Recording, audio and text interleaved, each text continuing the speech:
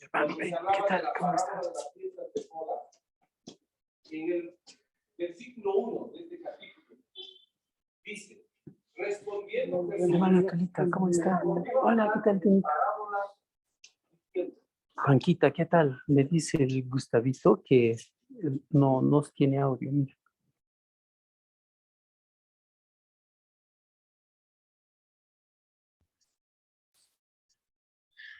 ok, estamos solucionando un problemita que hubo, no había audio, ya está solucionado, gracias a los hermanos que me hicieron dar cuenta de esto. Muy bien. Juanquita dijo algún momento, las cosas pasan por algo. Entonces, vale la pena hacer un resumen de lo que estaba hablando. He citado desde el capítulo 21 en adelante algunos versículos que hablan de principales sacerdotes, de ancianos, de fariseos y incluso va a hablar de herodianos más adelante. ¿No? Entonces, Jesús estaba básicamente siendo cuestionado por estas personas. ¿Por quiénes? Sacerdotes, fariseos, más adelante va a decir los saduceos, los herodianos, y en el versículo 46 del capítulo 21 decía, pero al buscar cómo echarle mano, temían al pueblo porque éste tenía por profeta. O sea, estas personas estaban en contra de Jesús, de lo que decía. Es más, estaban buscando la forma de cómo aprenderlo, de cómo desprestigiarlo, de cómo matarlo. Entonces, el capítulo 22, a partir del versículo 23, también está haciendo lo mismo. Va a narrar acontecimientos en los que aparece Jesús y estas personas que están teniendo malas intenciones justamente con Jesús.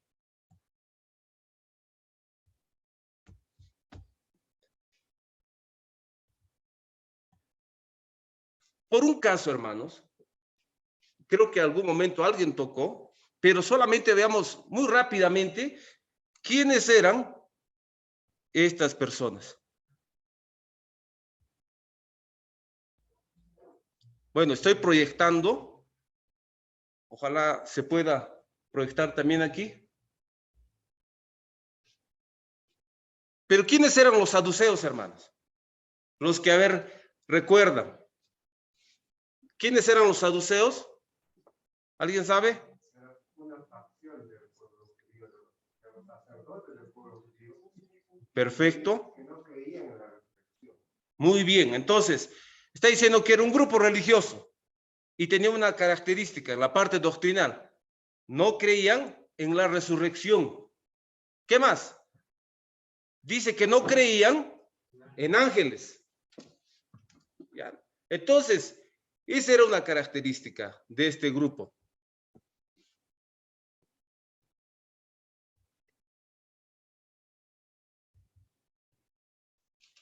Ahora sí. Muy bien. Ya podemos observar las diapositivas. Entonces, ahí vemos algunas características de este grupo religioso. Dice que eran un grupo reducido en número. ¿Ya? Entonces, personajes muy importantes por diferentes razones. Y el cargo que desempeñaban, en su gran mayoría, era de sacerdotes. ¿Ya? Entonces, por ejemplo, el sumo sacerdote era un saduceo. ¿Ya? Entonces, la palabra de Dios también nos habla de que habían fariseos. ¿Y quiénes eran los fariseos? También otro grupo religioso, también judío, pero más numeroso que los saduceos. También estos eran muy obedientes de la ley de Moisés y de las tradiciones de los padres, básicamente de sus antepasados. ¿Cuál era la diferencia entre los fariseos y los saduceos? Los fariseos sí creían en la resurrección. Los saduceos no. Los saduceos estaban pegados a la ley del Pentateuco. Básicamente, los 5 libros escritos por Moisés se pegaban a estos 5 libros. Mientras que los fariseos creían en la resurrección. Vale decir de que en el Pentateuco no se menciona acerca de la resurrección. Por ello, ellos que no creían en la resurrección. La parte doctrinal ya lo hemos visto. Entonces, estamos viendo 2 grupos. Ahora, veamos lo siguiente. El siguiente cuadro nos muestra... Uy, a ver, vamos a ver.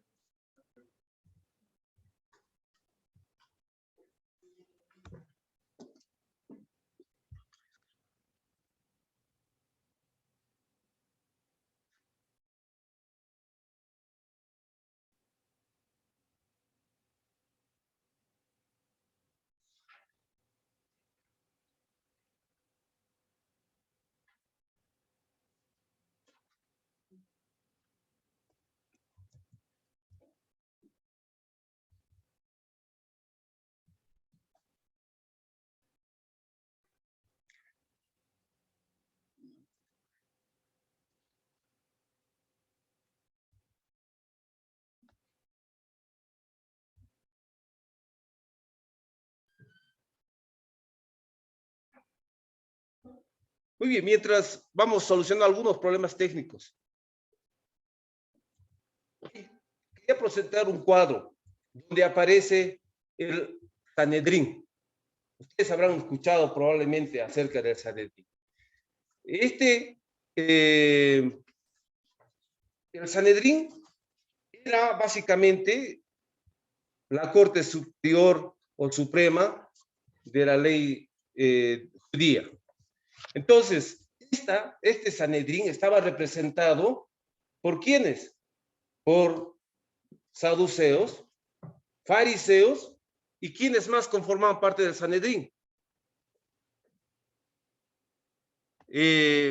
Lo conformaban los maestros de la ley, los escribas y también los rabinos. Entonces, cuando se habla de Sanedrín, se habla de este grupo. Era básicamente, diríamos, una organización religiosa. Pero lo interesante era de que no coincidían en su pensamiento doctrinal. Ya había puesto de manifiesto que los saduceos creen en la resurrección, pero los fariseos no, pero aún así estaban juntos. O al revés, los saduceos no creían en la resurrección, los fariseos sí creían en la resurrección, pero estaban juntos. La palabra de Dios, cuando menciona a principales, sacerdotes y ancianos, cuando habla de los sacerdotes, está hablando de algún saduceo, porque ellos tenían ese cargo. Cuando habla de los ancianos, está hablando de los fariseos, porque los fariseos desempeñaban este cargo. Y cuando hablaba de los rabinos, de los maestros de la ley, de los escribas, estaba hablando de personas que habían sido formados en la ley. Entonces, de todo este grupo salió una organización, y este era el Sanedrín. Entonces, ellos se encargaban, digamos, de conducir al pueblo judío. Entonces, ellos justamente estaban empeñados en que Jesús cometiera, por así decir, algún error. Ellos estaban empeñados de que él pueda decir algo no apropiado y los judíos tomar justamente este error para poder condenarlo. Recuerden que ellos querían matarlo. Entonces, este grupo estaba conformado, el Sanedrín, por un caso de 71 miembros. Bueno, no vamos a ir en detalle, el estudio no trata de esto, pero solamente es importante hablar de qué tipo de personas estamos hablando, que estaban enfrentando de alguna manera a Jesús. En el capítulo 22, en el versículo 23 en adelante, fíjense cómo empieza. voy a pedir a alguien que por favor dé lectura.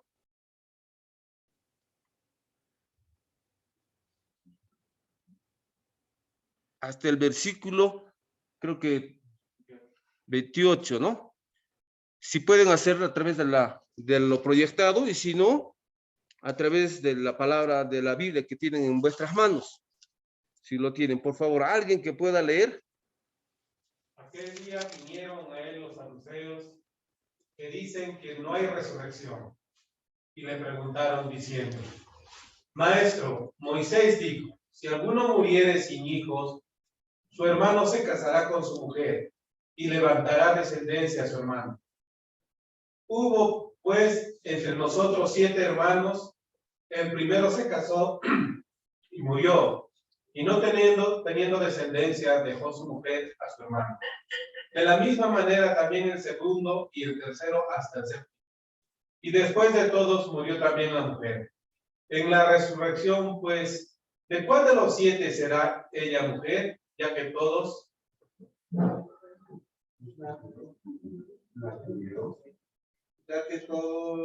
¿La tuvieron? la tuvieron.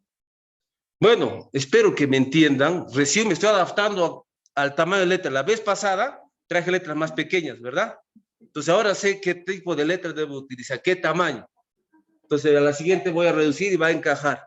Bueno, empieza el versículo de esa manera. Aquel día vinieron, antes gracias a nuestro hermano Saúl por la lectura. Aquel día vinieron a él, o sea, a Jesús, ¿quiénes? Los saduceos. Y ya sabemos quiénes son los saduceos ahora. Sabemos más claro. Que dicen que no hay resurrección. El evangelista está aclarando este aspecto de la doctrina de este grupo de religiosos. Y ellos, dice, le preguntaron: Maestro, Moisés dijo, si alguno muere sin hijos, su hermano se casará con su mujer y le levantará descendencia a su hermano. Entonces, ya desarrollando lo leído, estaban citando una parte de lo conocido por los saduceos. Y estaba citando básicamente Deuteronomio, capítulo 25, del verso 5 en adelante, pero solamente el 5 lo he presentado, y si alguien por favor puede dar lectura. Cuando hermanos habitaren juntos y muriere alguno de ellos y no tuviere hijo, la mujer del muerto no se casará fuera con hombre extraño. Su cuñado se llegará a ella y la tomará por su mujer y hará con ella parentesco. Muy bien. Los saduceos están presentando algo que había sido declarado por Moisés. Si bien es cierto, esta ley no nace necesariamente con Moisés. Esta ley nace mucho más antes. Entonces, cientos de años antes de que, diríamos, Moisés promulgue esta ley, por costumbre, se tenía que hacer esto. Si moría el esposo de una determinada mujer, dice que podía su hermano del difunto casarse con la viuda. Entonces,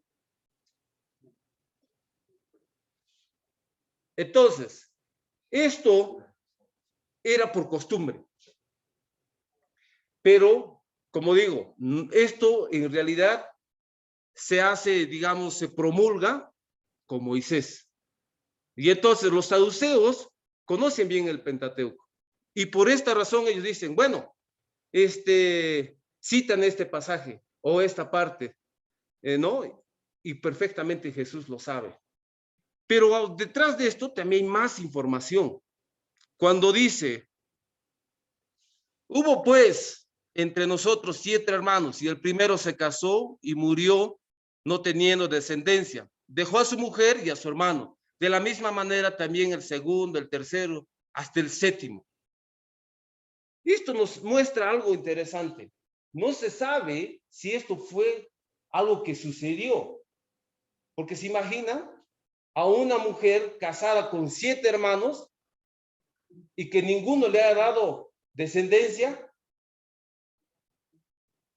Algunos aseguran de que esto era básicamente un pensamiento, no era algo que se había presentado. Pero, ¿cuál era el propósito? ¿Cuál era el propósito verdadero de esta pregunta? Hacerle caer a Jesús. Fíjense cuál es la pregunta que ellos hacen después de explicarle esta situación. Le dicen, y ellos no creían en la resurrección, recuerden. En la resurrección, pues, ¿de cuál de los 7 ella o será ella mujer? Ya que todos la tuvieron. Si ahora nos tuviéramos que hacer esa pregunta, o nos hicieran la pregunta, nosotros ¿qué responderíamos? El razonamiento que tenían los saduceos en ese momento era muy diferente al nuestro. Nosotros, que ya conocemos la palabra de Dios, primeramente sabemos de que en la resurrección no va a ser, digamos, no vamos a tener la misma relación que tuvimos o que tenemos hoy en día, ¿no? Esto es espiritual, pero ellos no estaban considerando estos aspectos. Y obviamente, si la resurrección iba a ser para ellos algo como la vida que estamos llevando, obviamente esto iba a ser un caos.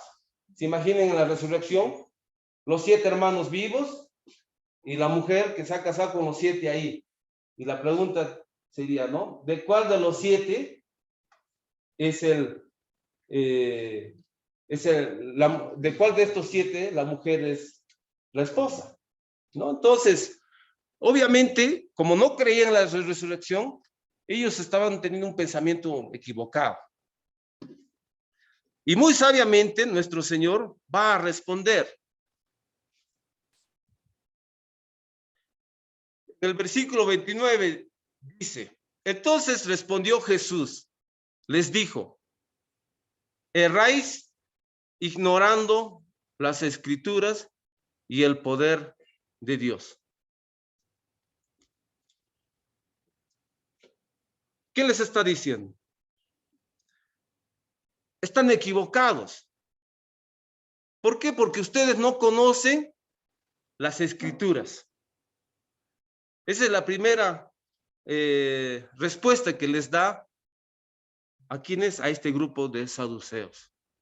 Otra vez, recuerden que ellos no están creyendo en la resurrección, ¿no? Entonces, muchos entienden de que esta situación que se había creado, recuerden de que no necesariamente esto había pasado, pero en algún momento, dentro de estos grupos religiosos que habían de fariseos y saduceos, probablemente se había expresado esta situación. Bueno, ustedes creen en la resurrección, nosotros no creemos. ¿Qué pasaría? Y de acuerdo a la ley, dice de que si la mujer o el esposo de una mujer determinada muere, ella tiene que casarse con otro. Entonces, ¿qué pasaría en la resurrección? ¿De quién sería el esposo? Se habría probablemente discutido esta situación mucho antes de que Jesús viniera, porque recuerden que estos dos grupos no tienen el mismo pensamiento. Entonces, para hacerle caer a Jesús, y ellos están tramando hacerlo caer a Jesús, porque probablemente los fariseos tampoco podían responder, ¿no? Entonces, para hacerle caer a Jesús, pues le lanzan esta pregunta y le ponen esta situación. Y Jesús les dice, bueno, primero están equivocados y luego desconocen las escrituras. Afirmación muy grave para ellos, ¿no? Porque se sabe de que estas personas eran conocedoras, al menos del Pentateuco. Si hablamos de los saduceos y los fariseos, tenían un poco más, digamos, de conocimiento, porque no eran cerrados al Pentateuco únicamente. El versículo 30 dice, porque la resurrección ni se casarán, ni se darán en casamiento, sino serán como los ángeles de Dios en el cielo. ¿Quiénes estaban preguntando esto? Los saduceos. Y a ellos les está diciendo, en la resurrección, Jesús está afirmando que va a haber resurrección. Dice, no se casarán. Normalmente, para casarse, un varón y una mujer tomaban la decisión. Por eso dice, ni se casarán. ¿Y por qué diría más adelante, ni se darán en casamiento? Algunos matrimonios se celebraban porque los padres hacían un acuerdo. Mi hija se va a casar con tu hijo. Entonces, eso era dar en matrimonio.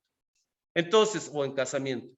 Entonces, ninguna de estas dos cosas, el Señor Jesús estaba diciendo de que se iban a dar en la resurrección. Dice, si no, serán como ángeles de Dios en el cielo. Entonces, la resurrección, que esta era una información nueva para ellos a lo mejor estaban pensando muy, diríamos, terrenalmente.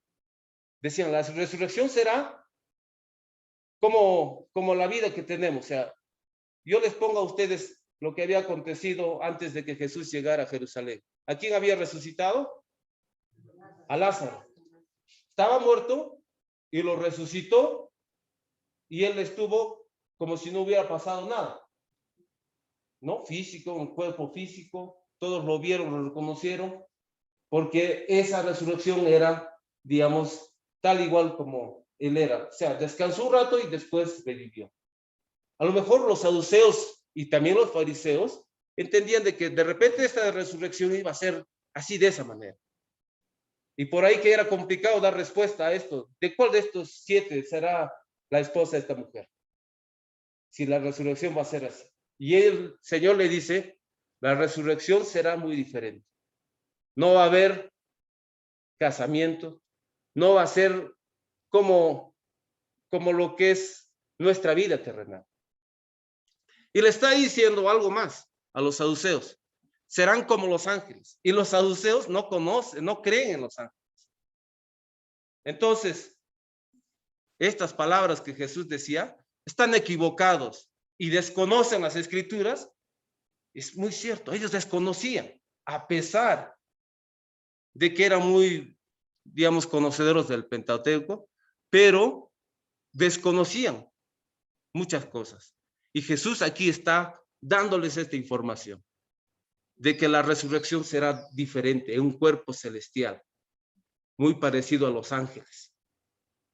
Entonces, versículo 31.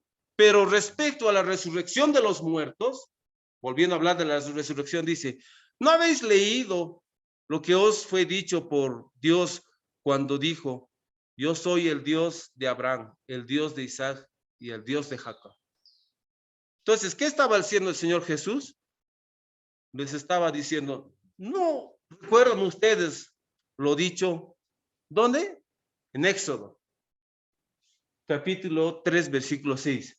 ¿Y qué dice? Y dijo, yo soy el Dios de tu padre, Dios de Abraham, Dios de Isaac y Dios de Jacob. Entonces Moisés cubrió su rostro porque tuvo miedo de mirar a Dios. Cuando se le estaba manifestando Dios a Moisés, le dijo estas palabras. Y Jesús está citándoles a ellos, algo que debieron recordar muy bien, ¿no? Y le dice, yo soy el Dios de Abraham, el Dios de Isaac y el Dios de Jacob. Después de haberles citado esto que estaba dicho, que debían haber conocido muy bien ellos, Dios les dice, o Jesús les dice, Dios no es Dios de muertos, sino de vivos. Oyendo esto, la gente se admiraba de su doctrina. Bueno, la palabra de Dios dice, yo soy el Dios de Abraham. Si hablamos del pasado, debió decir, yo fui el Dios de Abraham. Yo fui el Dios de Isaac. Yo fui el Dios de Jacob. Ahora soy tu Dios. Si fuese más o menos nuestra lógica. Pero está dice, yo fui Dios de Abraham, de Isaac y yo soy Dios de Jacob. Está hablando en tiempo presente. Entonces, lo que ellos no entendían es de que en realidad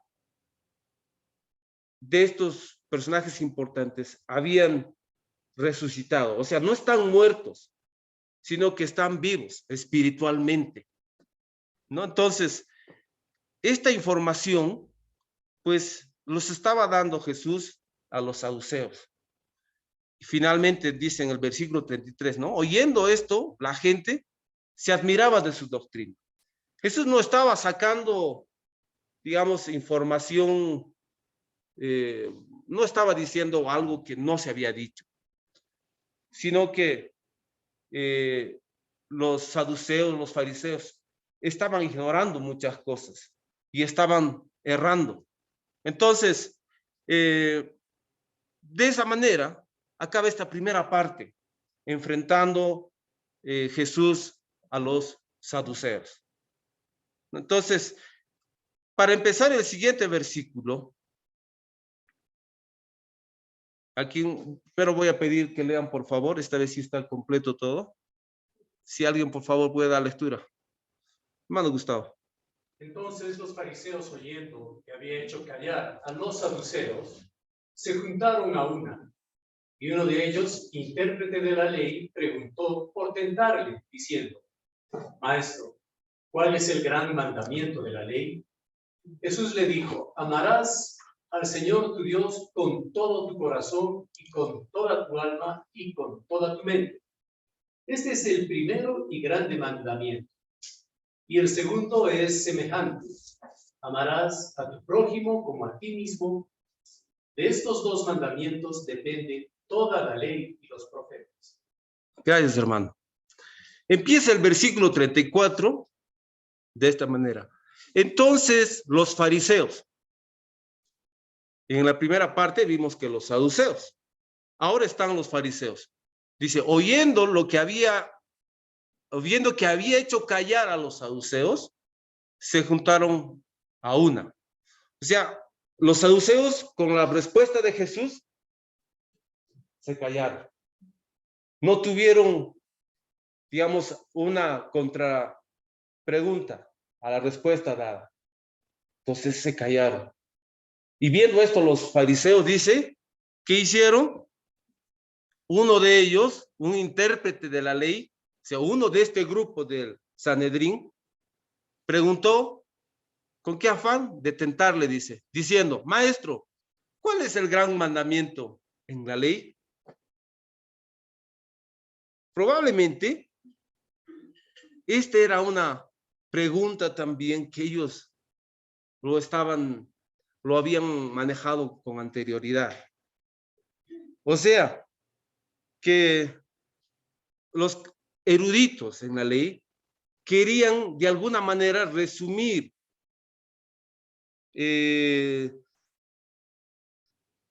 la declaración hecha, digamos, a través de Moisés, por voluntad de Dios.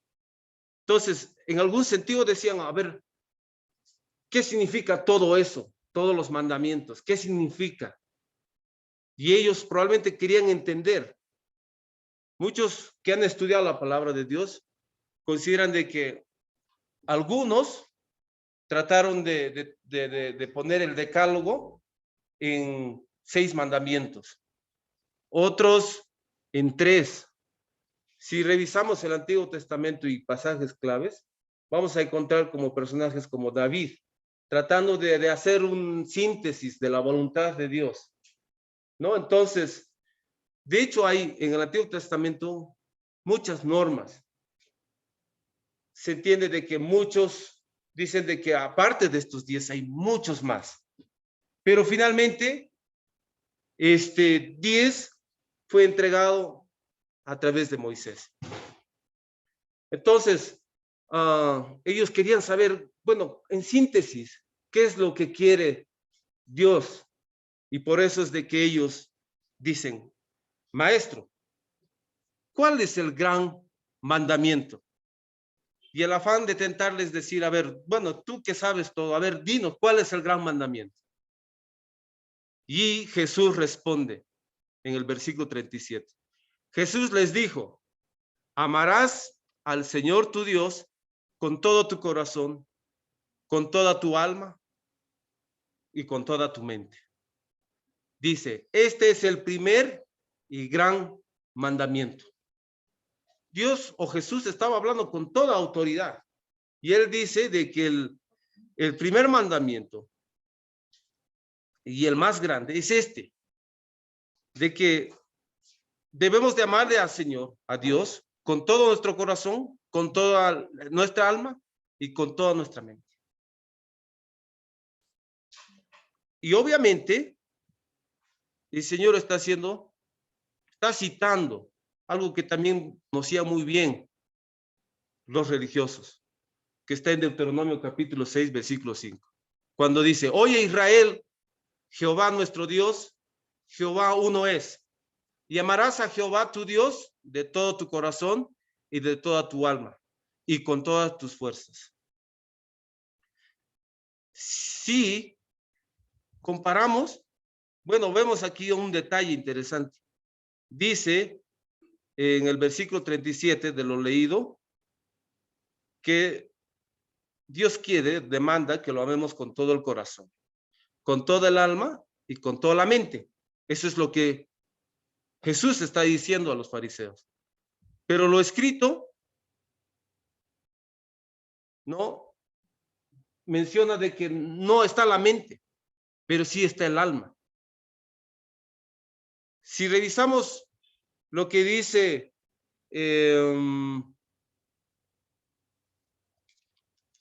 Marcos, en el capítulo 12, versículos del 28 al 34, este evangelista sí menciona estos 4 aspectos: corazón, mente, alma y fuerzas. Entonces, cuando Jesús está hablando con los fariseos, está haciendo una omisión, pero quizás no intencional. En síntesis, lo que Dios o Jesús estaba diciéndole, de que el primer mandamiento y el más importante es el de que nosotros, como seres humanos, lo amemos íntegramente a Él. Ese es el mandamiento más importante.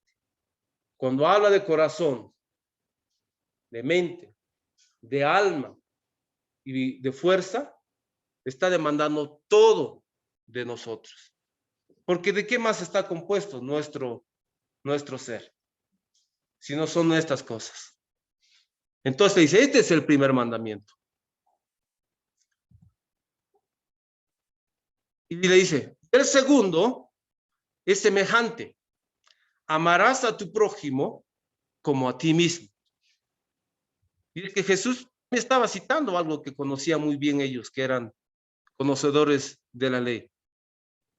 En Levítico capítulo 19, versículo 18 dice, no te vengarás ni guardarás rencor a los hijos de tu pueblo, sino amarás a tu prójimo como a ti mismo. ¿Qué estaba diciendo el Señor? Este es el segundo y es semejante al primero. Amarás a tu prójimo como a ti mismo. Dice, de estos 2 mandamientos depende toda la ley y los profetas. Entonces, en síntesis, lo que los fariseos querían saber, ¿cuál de todos los mandamientos, cuál es el más importante? Jesús les dice, bueno, el primero es el siguiente: amarás a Dios con todo tu corazón, con toda tu mente, con todas tus fuerzas y con toda tu alma. Y el segundo es parecido: amarás a tu prójimo como a ti mismo. Estos 2 mandamientos que Jesús menciona está basado en el amor. Y muchos estudiosos de la palabra dicen de que el primero básicamente resume los 4 primeros mandamientos del Pentateuco. Y los otros 6 está resumido en esto de amar al prójimo como a ti mismo. Entonces, ellos, algo que no habían entendido por muchos años, pues en ese momento empezaron a entender. ¿Qué dice el versículo 40? De estos 2 mandamientos depende toda la ley y los profetas. Cuando cito a ver, creo que aquí está. Y si no, voy a citar un pasaje que está en Marcos. Ayúdeme, por favor, no lo he proyectado. En el capítulo 12.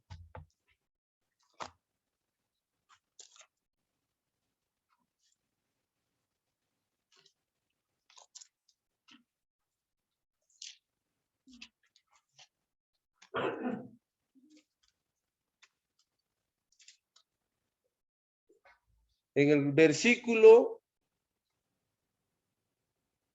32, ya después de que Jesús les da esta información, esta respuesta a la pregunta, dice, entonces el escriba le dijo, bien, maestro, verdad has dicho que uno es Dios y no hay otro fuera de él. El amarlo con todo el corazón, con todo el entendimiento, con todo el alma y con todas las fuerzas, y el amar al prójimo como a uno mismo, es más que todos los holocaustos y sacrificios. Jesús entonces, viendo que había respondido sabiamente, le dijo, no estás lejos del reino. Entonces, no era el único. Probablemente muchos habían entendido lo que Jesús estaba diciendo en ese momento.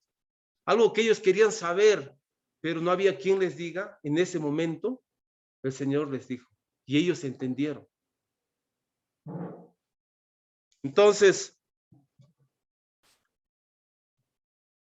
ellos estaban buscando de que Jesús en algún momento cometiera un error. Eran preguntas que nadie fácilmente iba a responderle, solo al Señor Jesús. Pero ellos querían desprestigiarlo para así tomar, motivo, razón de arrestarlo o de que él infrinja algún error en contra. Y recuerden de que en el estudio anterior ya había mezclado un poco la situación religiosa con la situación política, cuando le dijo, ¿es justo dar tributo? ¿No? Entonces, también en otra situación lo habían puesto justo a Jesús en una posición un poco incómoda, pero muy sabiamente él respondió.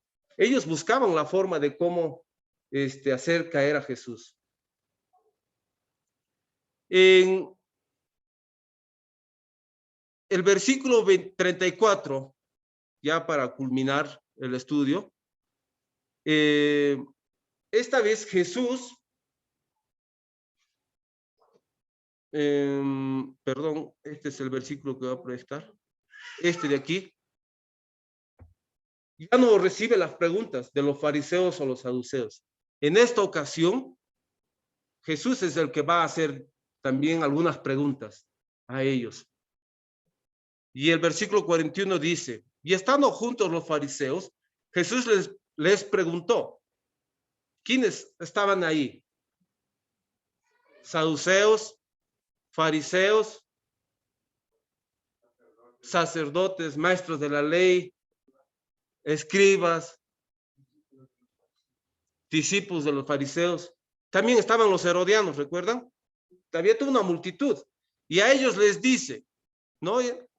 Les preguntó diciendo, ¿qué pensáis de Cristo? Y cuando se les dirige, dice, estando juntos los fariseos, les preguntó. Recuerden que son grupos diferentes. Y a los fariseos les preguntó, pero todos los demás escucharon. Debieron los fariseos saber bien claro esto. Y le dice, ¿qué pensáis del Cristo? ¿De quién es hijo? Les pregunta. ¿Y ellos qué responden?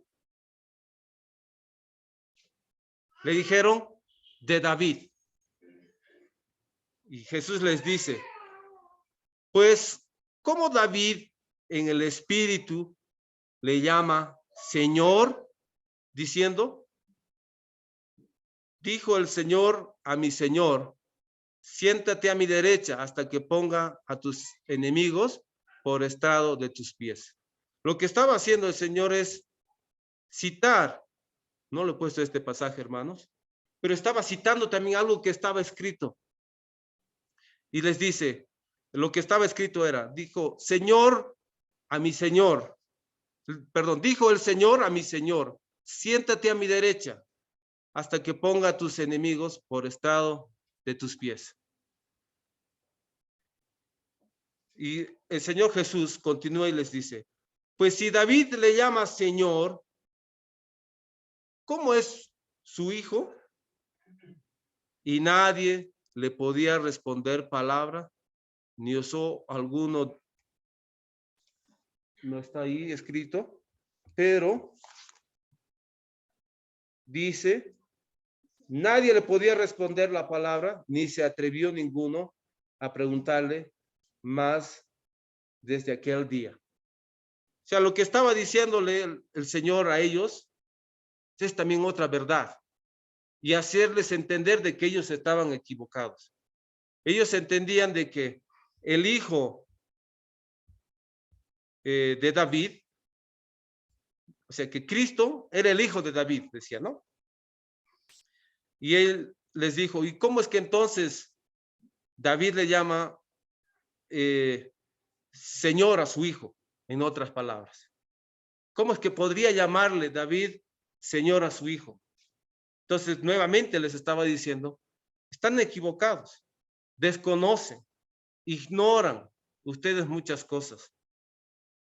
Entonces, sin más decirle, todos los fariseos que estaban ahí, los saduceos y todos estos principales personas consideradas religiosas, parte del Sanedrín, pues no tenían, dice, palabras para poder responder. No hablaron más, no preguntaron más, porque todo lo que habían escuchado tenía poder y ellos sabían de que él no estaba mintiendo. Ellos sabían bien que Jesús estaba dándole aquello que ellos estaban por años tratando de entender, ¿no? Entonces, esto es básicamente el estudio, hermanos, de esta mañana. Yo quiero preguntar si hay alguna pregunta por parte de ustedes o alguna participación, intervención de lo estudiado.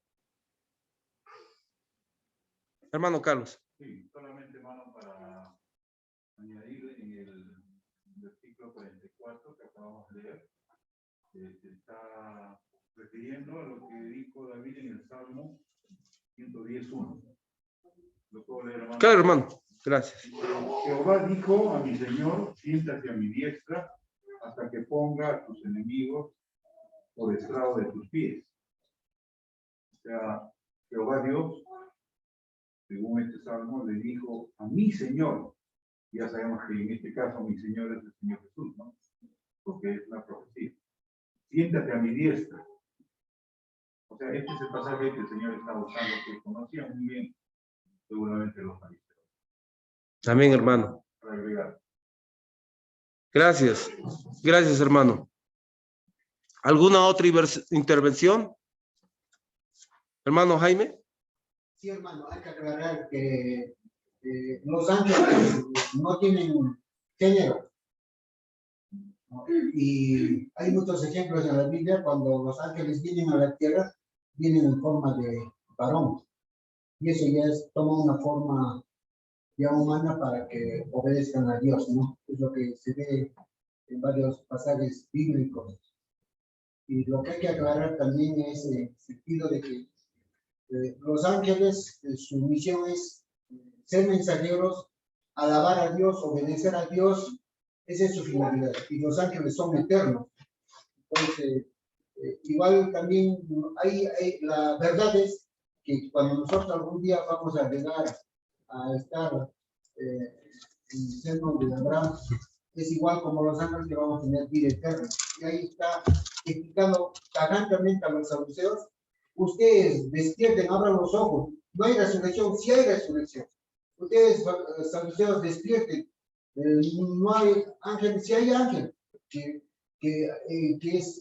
tienen vida eterna. Entonces, para los saduceos eso ha sido, como se dice, un jalón de orejas, ¿no? Para que se vieran. Eso. Amén. Hermano Saúl. Sí, dos cosas, hermano. Lo primero es que vemos un escenario donde hay personas que están tentando a Jesús.